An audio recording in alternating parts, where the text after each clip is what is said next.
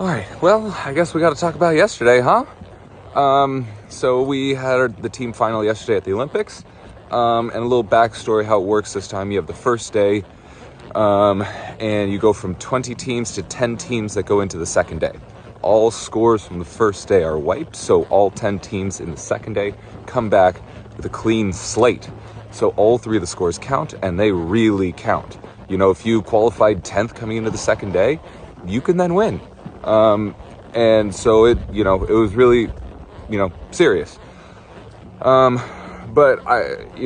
also what that allows is for a different course and a bigger, longer, wider, harder, higher course the second day, to really test all the riders. Thank you so much, Greg. I will take it. And so, it was a lot, that course. Again, I can't show you the video yet. I'll be able to show it, a few weeks. But we went in and Karl was just unbelievable again. Jumped clear. So let's go over the course. Fence one, Auxerre, the French Auxerre. I wanted to get a good canter to it. I held her off just a little bit, and then that allowed me to have a nice strong approach to the Auxerre. But she kind of looked at it a little bit more than I was expecting. We had a little bit of a left drift off the floor. It wasn't the best jump. I don't really know why, but we cleared it fine. That put us on the inside track to fence 2, because 1 to 2 is a place to save time. Careful vertical. We're already at 160 at fence 2, and then a little bit sitting up, 6 strides to fence 3, and then to fence 4A was a little bit of a flowing 8, and that you rode it a bit differently depending on your horse's stride. And 4AB, Auxerre Liverpool 2 stride to a vertical, right into the corner, right at the back gate. The Auxerre was not the highest, but it was pretty dang wide. And the vertical was, again, 160, 162. It was huge. Right at the back gate. And then you turned left right towards the in gate, and then away to this red pulled Auxerre. And you really had to jump that one, really straight, maybe a little bit left, because the 7 strides after, from fence 5 to fence 6, you had to get that 7 right, because fence 6 was another Auxerre. And if you landed too shallow from that, then that would mess up the 5 stride to a 165 skinny Eiffel Tower, base of the Eiffel Tower fence. That was gorgeous, so cool. And you were jumping that towards Versailles. But Karl was amazing. We were able to get, fence 5 the way we wanted. We did a tight rollback to fence 5, saved some time, got the 7 right. The 5, I was able to wait a little bit and then have a little bit of a gap to allow her to come up in her withers. And then right turn around, 270-degree rollback to this gorgeous wall out of the turn. That was, you're trying to save time, so you want to do that quickly, but it's also, 162 wall. So it's, it's a lot. But she did that turn perfectly. Huh? And then the 4 strides to the Auxerre. It was a little bit steadier than a walk, to be honest. But it was nice, and it was important to jump that Auxerre, straight and really on the right-hand side, because it was an option to the triple combination. 7 or 8. For us, we decided 8. But the 8 was hard to do. There was a lot of people that tried 8 that didn't do it right, because also the triple was tough. It was a vertical 1 stride Auxerre, 2 strides Auxerre. And so an A to B was really short. So you really had to get your approach right in the 8 so you could come in quietly but with energy. And that was hard to do because it really depended on your track, on your approach to the triple combination. And that was hard to do. It came up really quick. But, from the Auxerre before, Karl was just amazing. We had the track, we came in quiet, curled over A, but still kept pushing. A lot of people, they would also curl over A nicely, but then they wouldn't have enough push to jump the 2 Auxerres, so they'd be kicking out. And then also, once you landed after the triple combination, you had to land and sit up and really steady, because there's a 165 skinny plank after.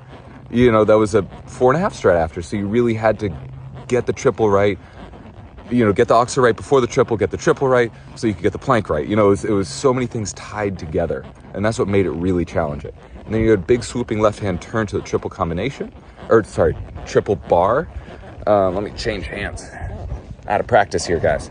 To the triple bar, and again, you had to get that right for what you were doing, whether you were going out in 7 or in 6, and that option was an option, but it also wasn't a great option. The 6 was hard to do, and the 7 was hard to do, and it didn't help that 13AB, the double, was one stride, 165, vertical, in and out. It was massive. 3 pulls, hard to see.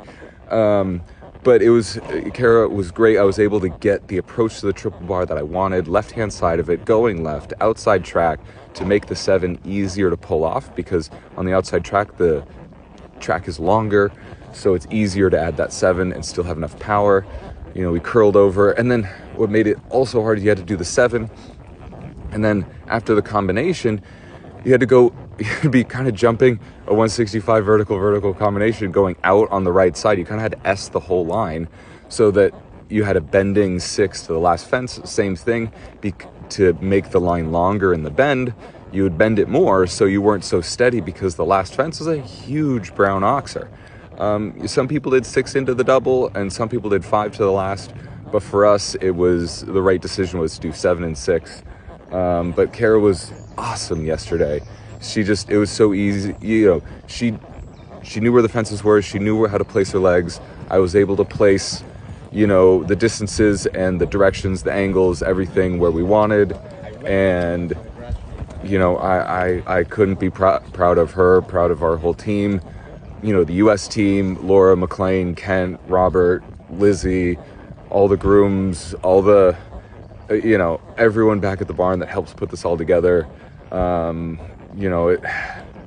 It's an amazing feeling. I can't believe we got the silver medal. It's something I'll never forget. Yeah, that's something. But now we're walking. They built this track. This long track back and forth, and you can see it behind me in the forest here at Versailles. So we're just walking along. Kara's cruising, on our first of our 2 days off before the individual final. And we're just, trying to absorb everything from the past 2 days, learn from all the lessons that we can learn from, and get everything as prepared and ready as possible for the individual. And the individual is sort of similar to the team. You have a first day where I believe about 75 go, maybe a little bit less. And then, so the first day 75 go, and then the top 30 go to the second day. So that's a pretty hard cut. And they do that so that, it's a bit more welcoming the first day. And then the second day, is going to be like it was yesterday, huge. And then the second day, all the scores are wiped from the first day. And it's a standard Grand Prix, jump off the second day out of 30 horses. Whoever's clear and then fastest in the jump off wins. So we're preparing for that, but this games has already been amazing. Coming in as the reserve, we were ready for that job. That was our job, was to be the reserve, support, McLean, Laura, and Kent the whole way. And then when we had to get called up, we jumped, and Kara's just been unbelievable. Jumped double clear in jump clear in the first round and clear. Jump clear in the first round, clear yesterday. I'm just so proud of her and proud of our whole team.